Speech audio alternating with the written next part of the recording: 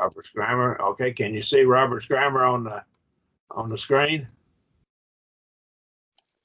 Yes, sir. I can. Yes. Can you now? Yes, sir. Okay. All right. Are there any questions about any of this prior lesson before we go on to the translation? Lesson 24.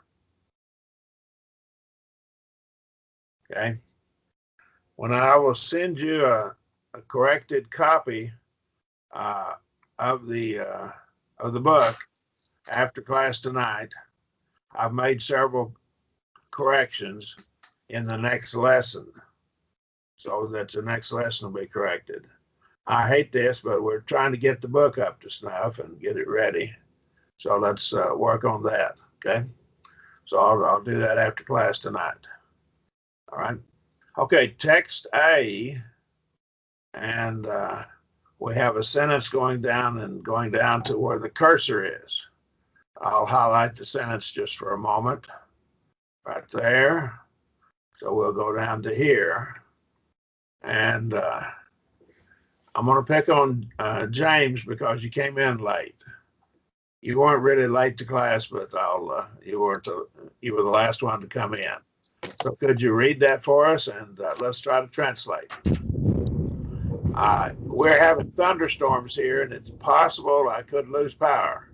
And if we do, if something happens, I'll come back on and start back over. Okay.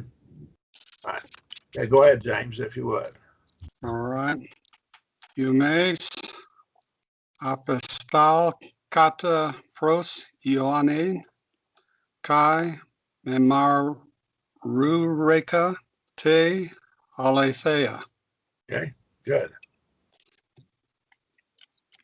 Okay, so translate it for us and tell us and help us to see it.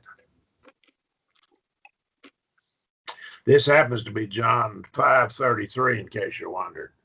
Okay, but go ahead. Now don't cheat and go to John 5:33 in your Bible now. Okay, since I told you. Well,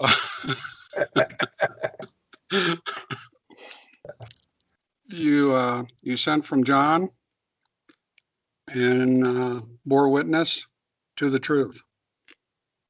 Who bore witness? Did they bear witness, or who bore witness? So what person is the bearing witness? Memartureke. How? What person? And he bore witness to the truth. He bore witness to the truth. Okay. Now, humace. What is the significance of humace in this verse?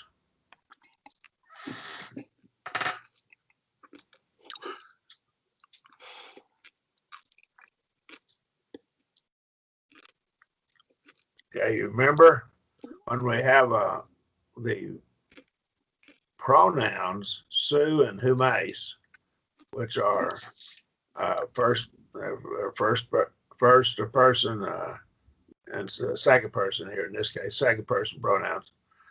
We could have ego as well and hemes, and we have those pronouns, and those are nominative case. They automatically become emphatic. Right. Go ahead. I'm sorry. No, I was just agreeing with you. Okay. You're so correct. See that? So this is emphatic. The base is nominative plural of su, or you, second person pronoun. And so when it's nominative case, this right here already has a pronoun. That part right there is your pronoun. So it's automatically emphatic. So he's emphasizing that you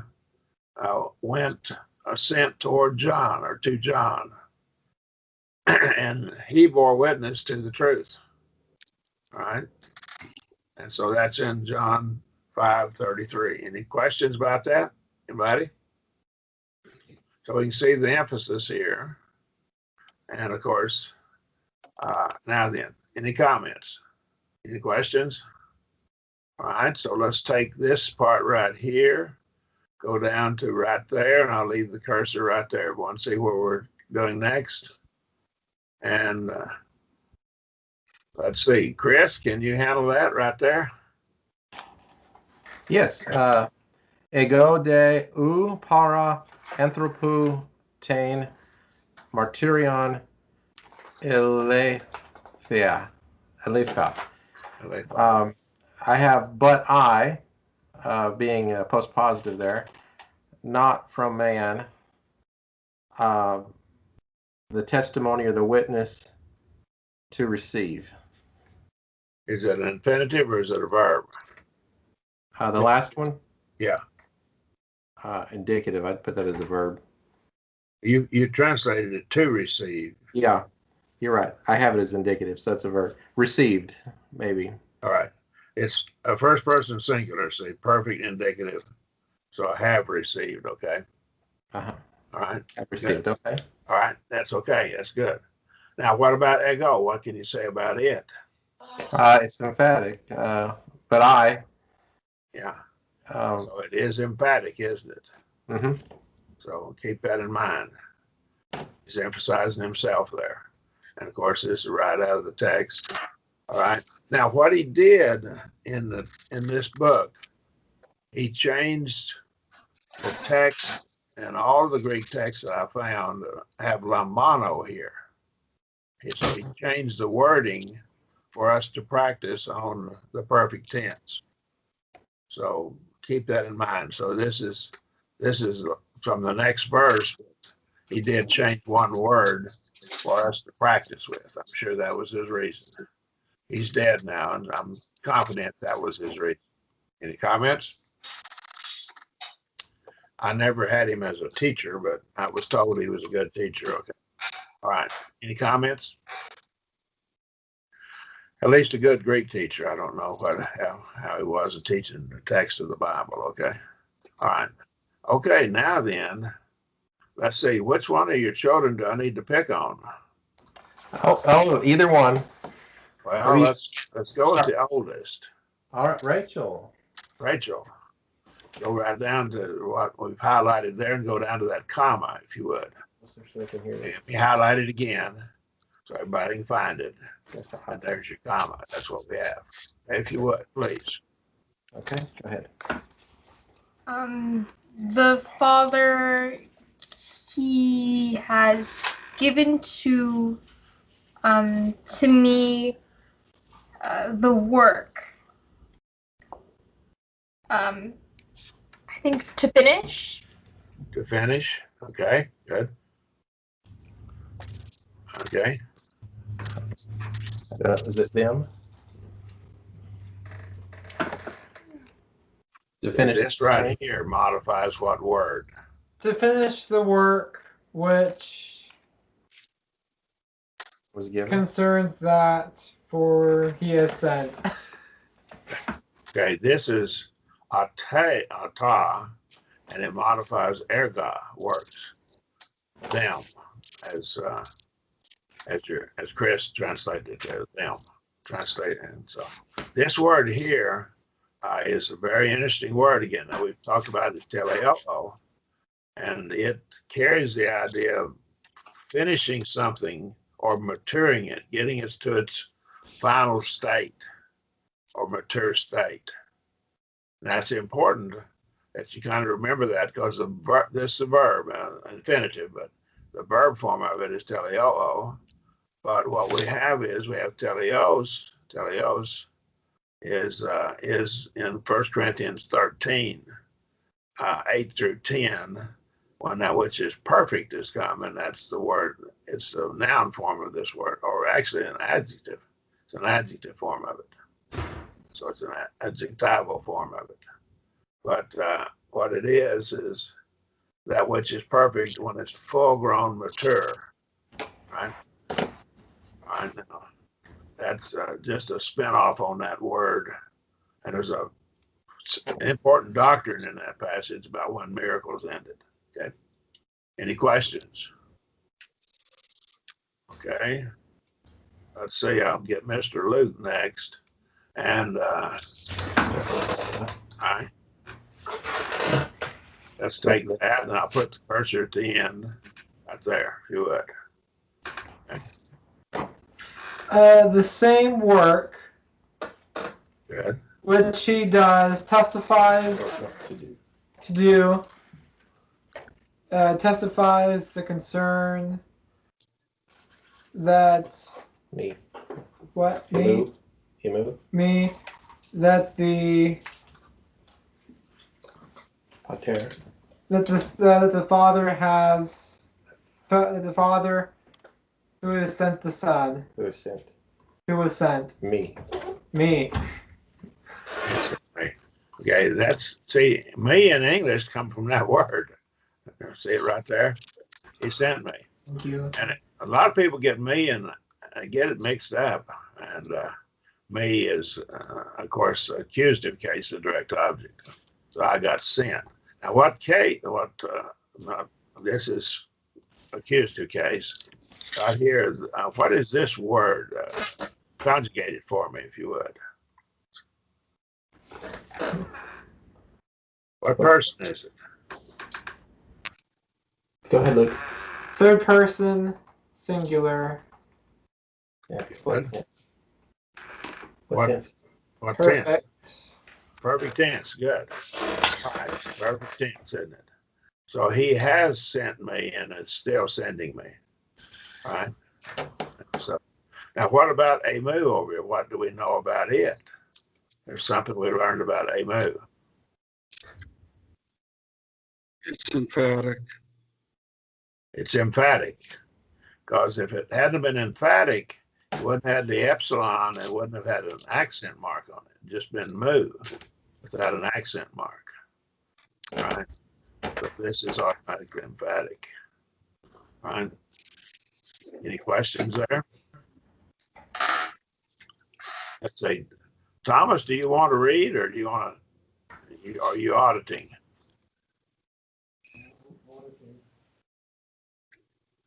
Is Thomas still there? Yes, I'm still here. Okay. Well, James, we'll come back to you then. Okay. And here's what I want you to read. I've highlighted it here, if you would, and let's try to translate it. All right, if you would, down to here. Okay. Okay. Starting there down to here. Yes, sir. Opater. Epempsa. Ma. Kai. Kenos. Memartu. Reka. Peri emu. All right. Okay. Help out there is what? The Father sent me, All right. and I assume Kenos is that Okay. he witnessed about me. Okay. He has witnessed and still witnesses. Yes, Okay. perfect tense. Concerning me or about me. All right. Now, again, we have, why do we have two accent marks on this word? Is that a mistake? No. It's because Okay, of the that's correct. enclitic. It's not a mistake. That's correct. Go ahead. It's enclitic tied with the ma. All right. So this lost its accent and it got put over here with this one. So the two words are pronounced like they're one word and there's no space between them. Pimsima. Pimsima. Okay. And so they were like it kind of butts up against it so that there's no pause between them. Okay. All right. Okay. Now, anything else that you see here, other than, of course, that is what? What about emu? We just had it up here, didn't we? We just talked about it up here, being emphatic. All right. Other questions about it? Any questions? All right. Okay, let's take the next one. And we got a pretty lengthy part here. Chris, you got a longer portion here. Sorry about that, but it's just the way the luck of the draw. Okay. Okay. Can you? I'll give it a shot here. Ute, phone, atu, pote, ake, ko, ete, ute, edos, atu, eorakete. I have that as neither voice or sound of him. Even yet, you all have neither nor image of him you have seen. You all have seen. Okay. Okay. All right. Ute is different than Uday. So I'm going to digress off and go off a little bit on it to talk about it. We've had Uday quite a lot, and that's U right here in front of the day. And so that's just one word, Uday. But Ute is different, and there's a subtle difference. And so we need to kind of keep them squared away here. Let me go over to my file. I think I got it open to the right part right here. Ute.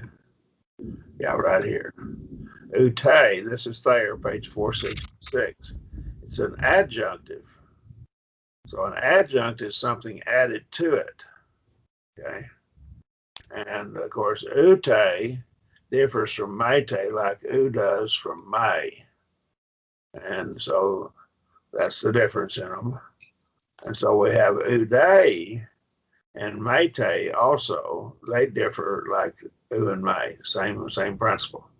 Well, let's go down here with regard to Ute and Uday. Wiener, now this is a German name, and a W is pronounced like a B. Wiener writes, and I'm quoting Wiener. And we have some more down here from Wiener. I've quoted 2 or 3 places for Wiener. It's a continued negation, right? And Uday and Ute both continue the negation. Both of them continues, but there's a difference in them. And the difference winds up being, what's the difference in the meaning of day and tay? We have to go back to those 2 words, right? And so he tells us they run parallel with the conjunctions day and tay, like I just said, right? So we have to explain them with the meaning of these particles. These are called particles, day and tay. Sorry, I messed up. All right. All right. What did I do? I may have to get out of this. Oh, lovely. Let me see. I think maybe if I can.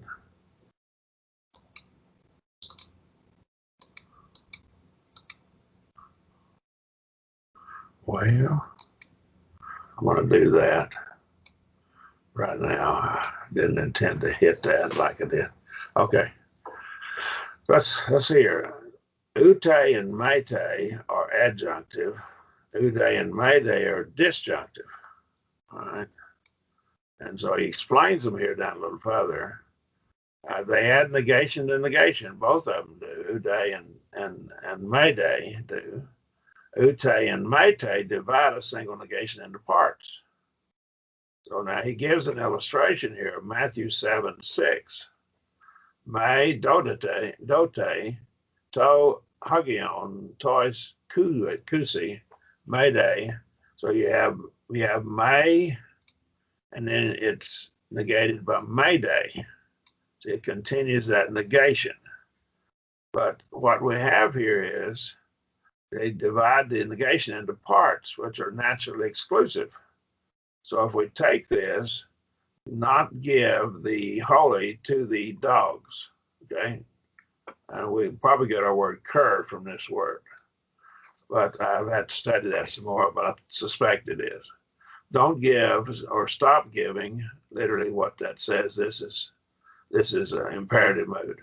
Stop giving the holy to the dogs, and stop giving and stop casting the pearls before the swine. And the KTL as he goes on, okay? So these are two separate things. They're both negations, but they're different. They're exclusive. The pearls and the holy are different things. Okay, so what we have is of course the pearls and the holy are different, and so he even used different words, throwing and casting. Okay, giving, right? So he distinguishes them.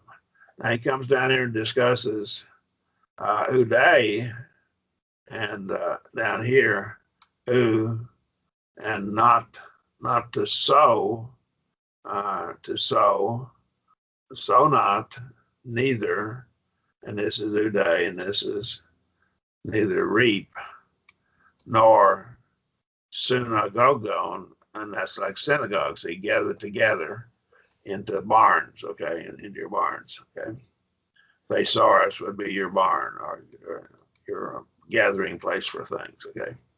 So right here, this is Matthew 6:26. So he has and uday, all right. Whereas, and he continues with another uday. See, over here we have may, and we have mayday, and he uses those. Okay. Now down here, that's your difference. Utay and mayday, he takes them down and gives an illustration of them. That's what we're dealing with right here. Maytay, utay and maytay, right? So he explains it more fully, and you can get this and do more studies for yourself. But let's go back over here and let's make our application of it now. What we have here is utay is it's adjunctive. All right. So right here, all right, neither. Frequently it'll be paired up. Utay, utay. They'll pair up. We translate it neither nor. So neither sound of him they have heard anymore, or basically that's it's an adverb, ever or at any time. So they've not heard a sound of him at any, neither have they heard a sound of him at any time, heard, nor an image of him have they viewed or gazed upon or looked at. Okay, does that make sense? Neither nor. So we can probably translate that neither nor right here. Any comments? Any questions, anybody? Okay, we're probably going to finish this material, and we'll get into the next lesson just very briefly, I hope. Okay, I got off on utay a little bit, took a little time, but I think we needed that. There's a subtle difference there. Okay, you might need to study that some more. I devote one of the appendixes in my Role of Women book to uday. Not utay, but I've discussed utay just briefly in there. But I have a lengthy discussion of uday because it's found in 1 Timothy 2, verse 12. Okay. All right, let's go down to the next one now. And I guess Rachel, that's a long reading. Okay. Okay. All right, come on over, Rachel. Thank you. Here you go. Start with, yeah, she can get that hiatus. See right there? You're going from there to there. All there to there, right there. Where? Okay. Those on. There, that right there was highlighted. Okay. What goes on? Yeah. Okay.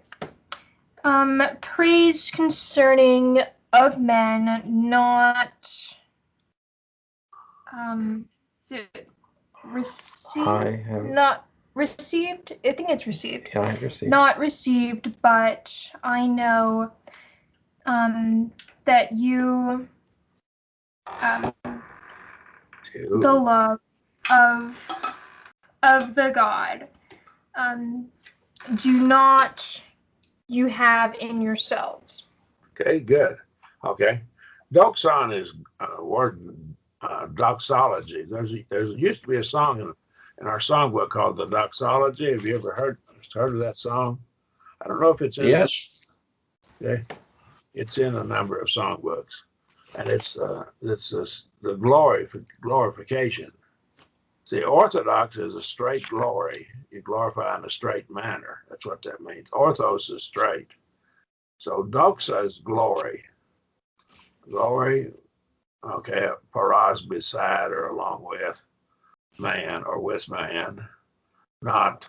So I don't receive glory. I don't receive glory from man, okay, of man. But I do what? See, now notice the Allah. What did we say about Allah? Allah is things that are in different sets, isn't it? Remember? Right? And so what we have here, if we look at it, I guess we could go back and look at it. Let's try to finish this up if we can, okay? But okay, now what? Can you conjugate this? Someone help me conjugate this right here. Egnoka.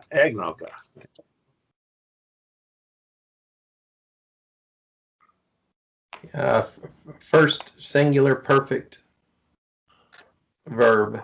It's a verb. First person singular perfect tense. Indicative active. Mm-hmm. Of what word? Ginosko. Ginosko. Very good. Okay. And that is kind of elementary knowledge. Epiginosko is a fuller knowledge. Okay. All right. So again, there's subtleties, difference in several words for knowing. Okay.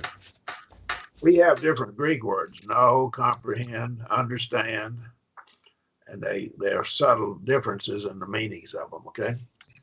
All right. And with the article, tu theou is always the true God. Okay.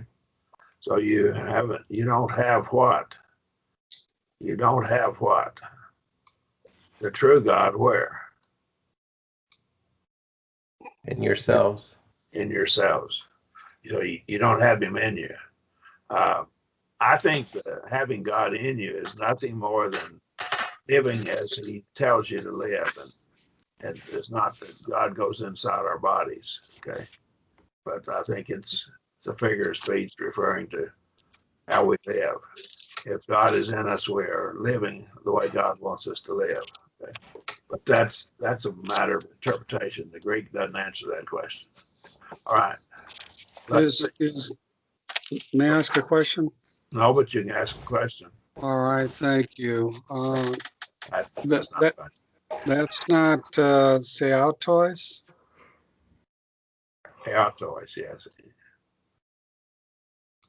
And no, I meant with a sigma on the front. Yeah, it is.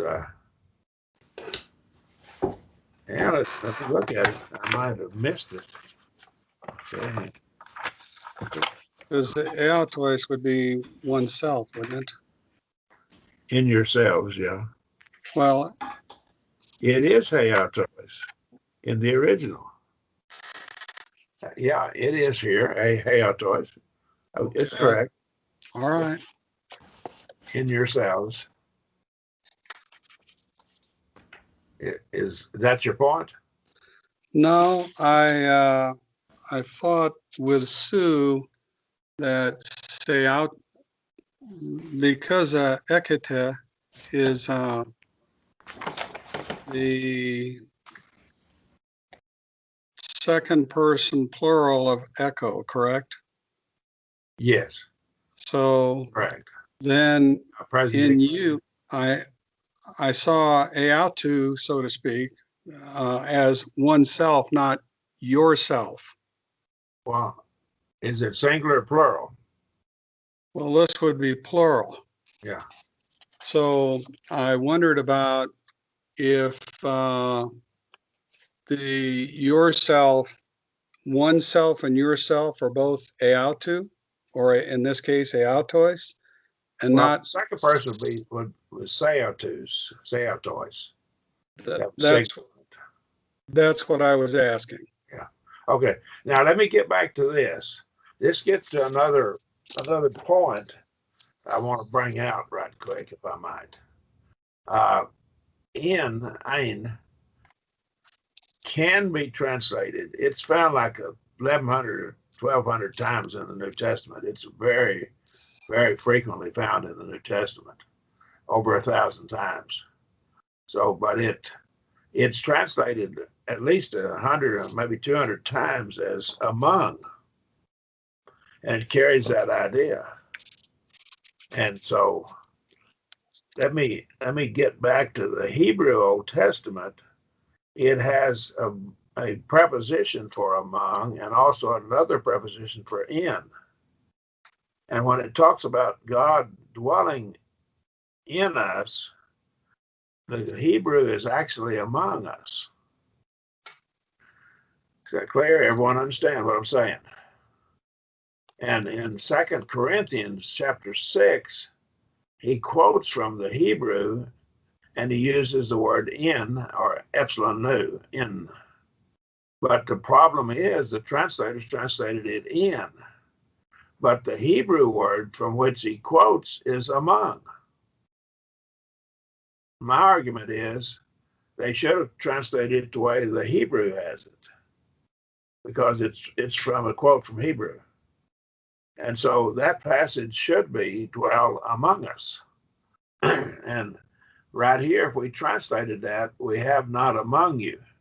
God being among them, if you studied in the Old Testament, required that he would not be among them if he wasn't in fellowship with them, if they were living as sinful lives.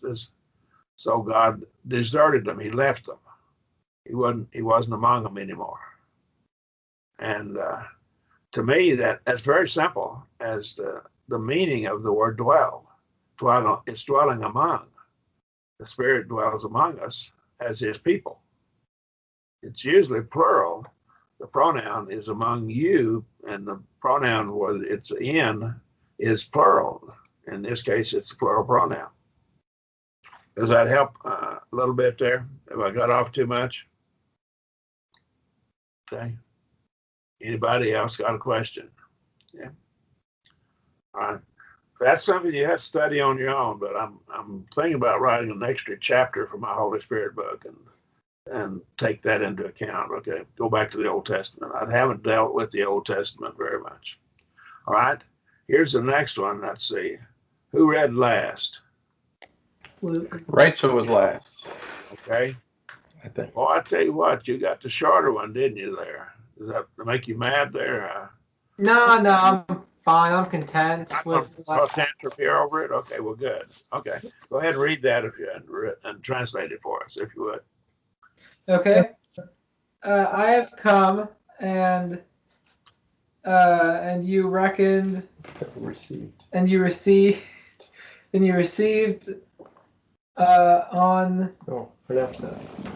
you received me. You left that word out right there. Where?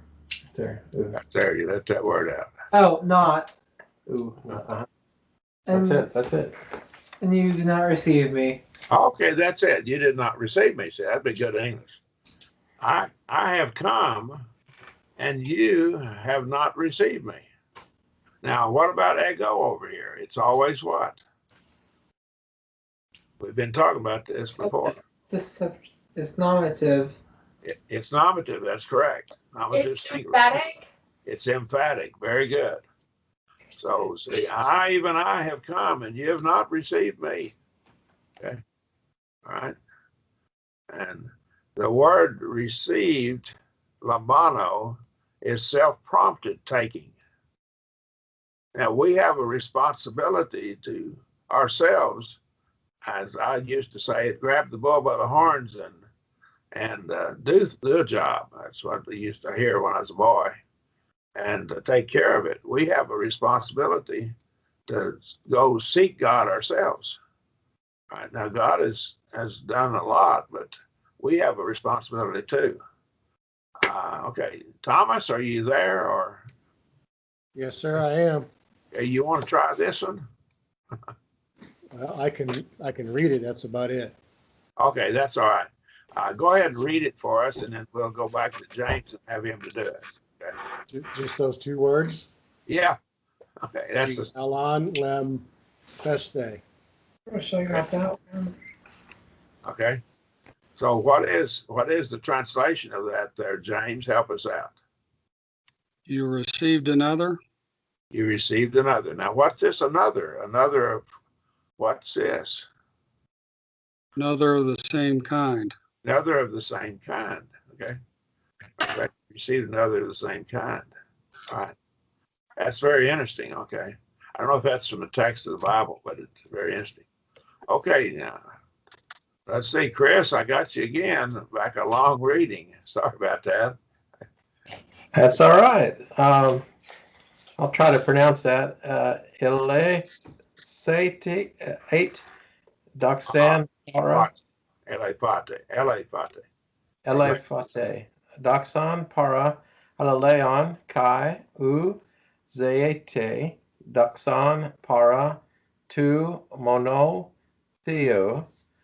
Have you received praise beside one another, and not you seek glory from the one God?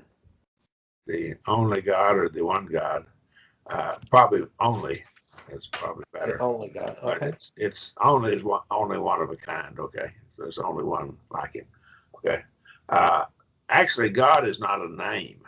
It's a designation of of a set of characteristics. The whole Godhead, all three persons, God have those characteristics. But let's go back now. You what now? Again, you what now? You received praise beside one another, Okay, you see and glory not praise from one another, beside one another. Okay. and not you seek glory or praise from the only God. Okay. So right here now, this is conjugate that for us so we can kind of get it laid out for us. I have second person plural perfect tense from Lombano.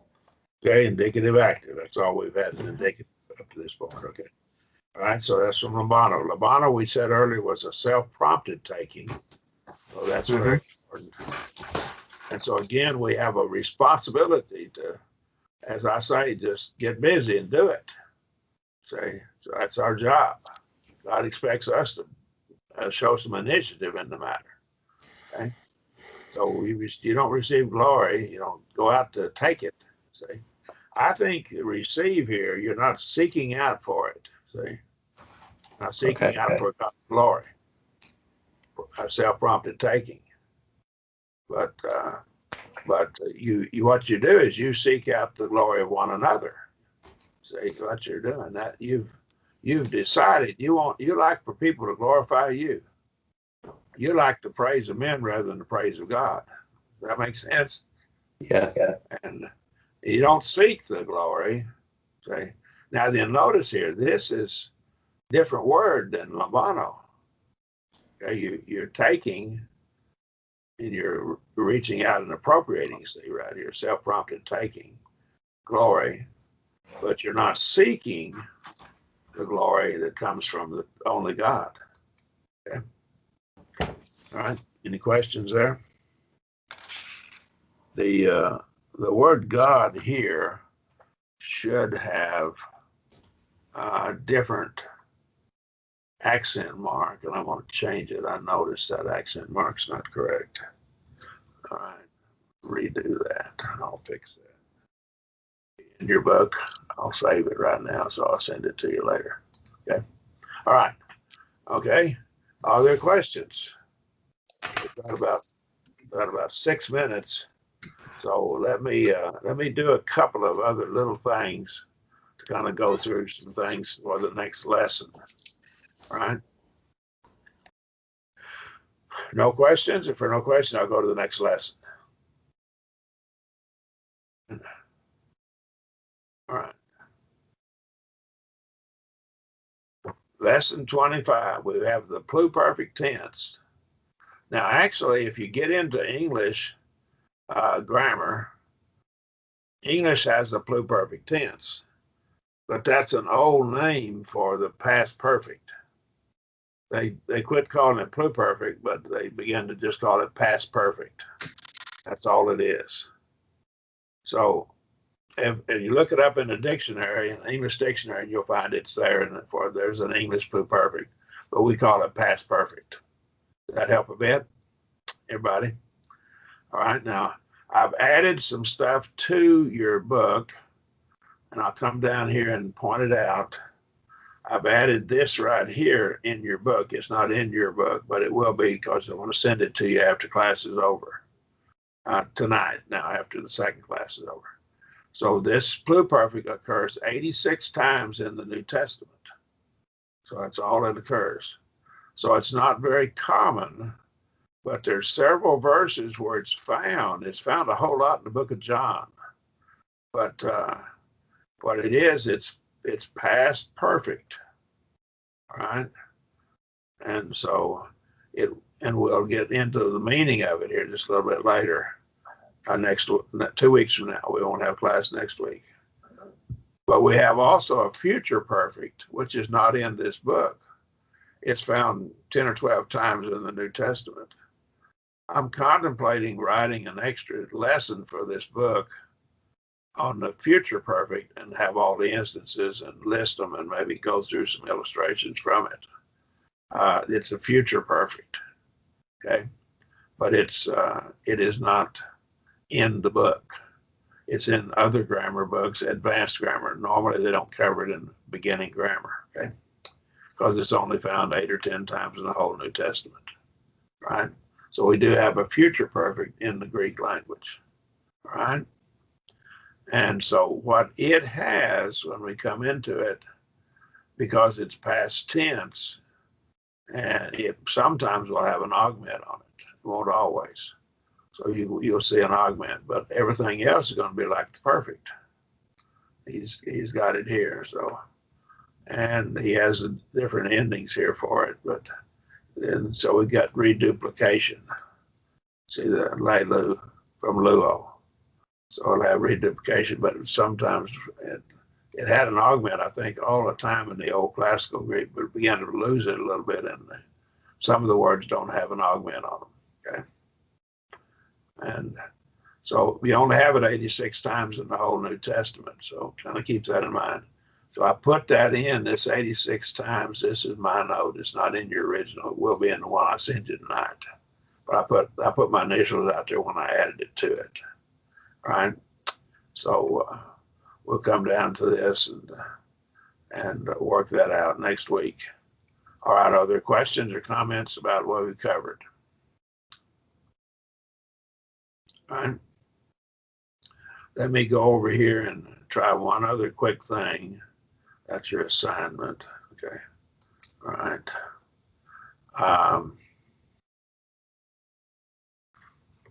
I want to go to,